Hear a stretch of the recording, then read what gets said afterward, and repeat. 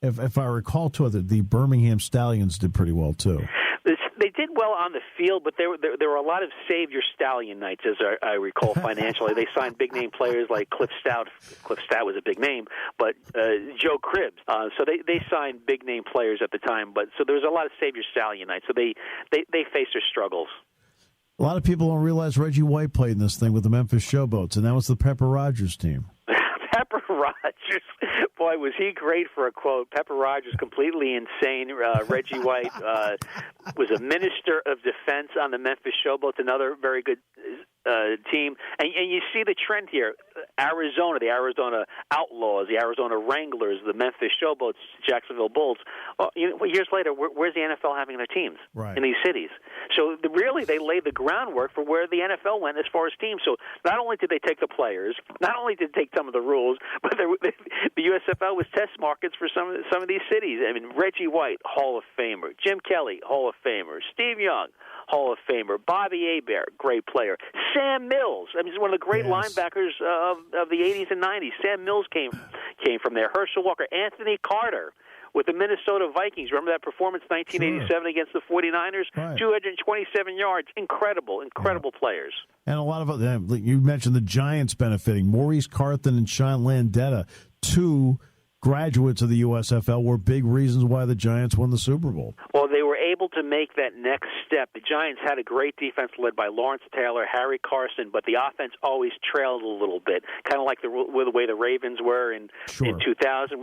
But once they got Carthon, they got tough. They got a great punter in Landetta. They got Chris Godfrey on the offensive line.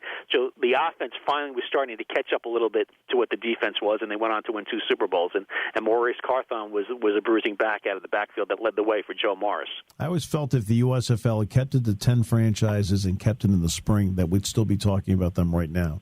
I think without question, if they would say 10 to 12 franchises got done before July started, who knows what would have been. And there was even talks at the time during the lawsuit that maybe the NFL was going to adopt a team. They were talking about adopting the Invaders and the Generals at the time because Trump wanted to actually move his team to Shea Stadium because there was talks of them putting artificial turf down in Shea Stadium at the time to accommodate football. But 10 to 12 teams done by July 1st, you would have had something. All right, so could a league like that work today based on how big the NFL is, but also based on the fact there's a wide-open cable landscape? Yes, absolutely. If it's done right, I know the USFL, there was talk about them trying to come back, but the person that was the CEO wound up going to jail, who I wound up interviewing a couple of years ago. That's not good. I think yes. I don't understand. I think the XFL really ruined it for the possibility for that. But you look at how crazy football people are. We're talking about pushing the Super Bowl back. Let's talk about moving that back to President's Weekend.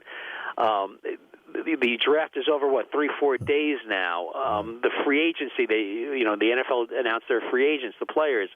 There's so much need for information. If we only get the NFL, if you're a fan, 16 games, and if your team's bad, you might only get 5 or 6 games, and then you can't watch them anymore. I know this week's I've been a Jet fan for 30 plus years. I don't want to talk about it. I'm still in therapy.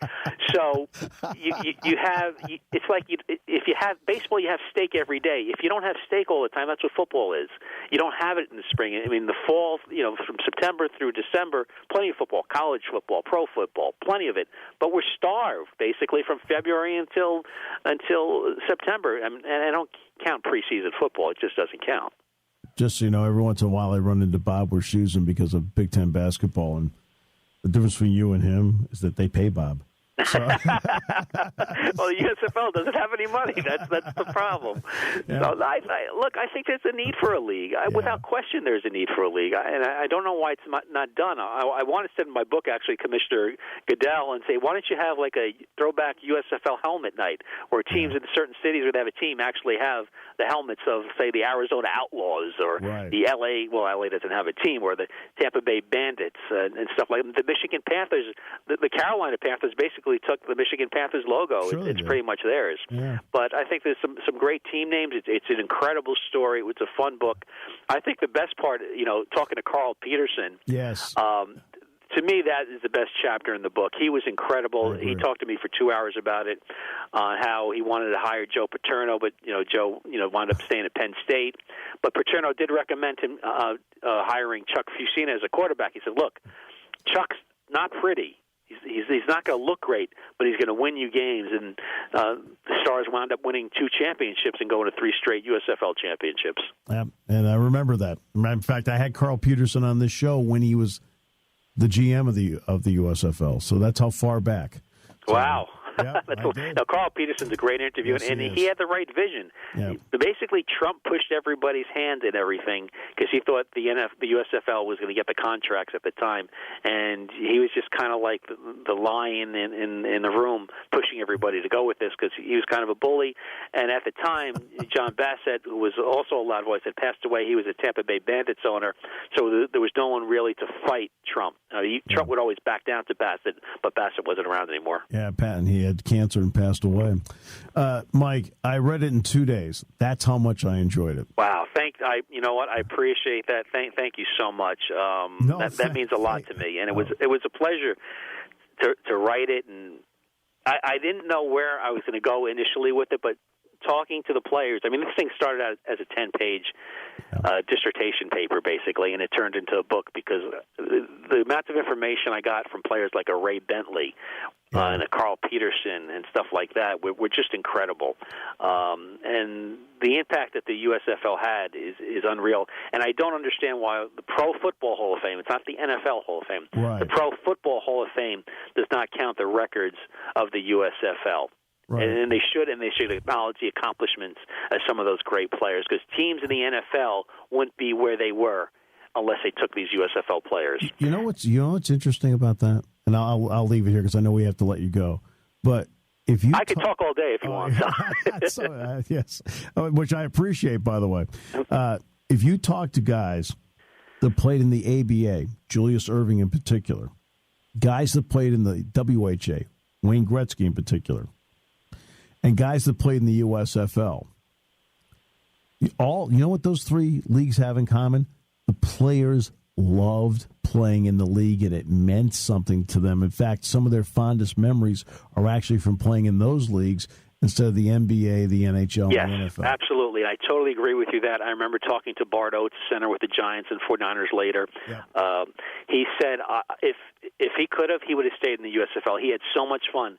Even though he won the championships with the Giants and the 49ers, it wasn't fun to him. He had fun in the USFL, and it was a lot of people that, putting it together as they went along. You know what I'm saying? Oh, yeah. It was a grassroots kind of thing that everybody was learning as we went along the way. It's kind of like, bonding when something's forming.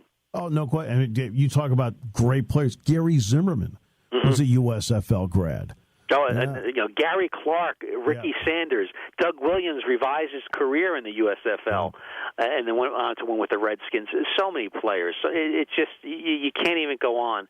And you think of Vaughn Johnson was with the Jacksonville Bulls. Mike Rozier played with the Jacksonville Bulls, and the Pittsburgh Maulers of all teams. The Pittsburgh Mauls. I forgot about that franchise. Yep. I remember they played 2 years, and Mike was actually their big signee when they first got him.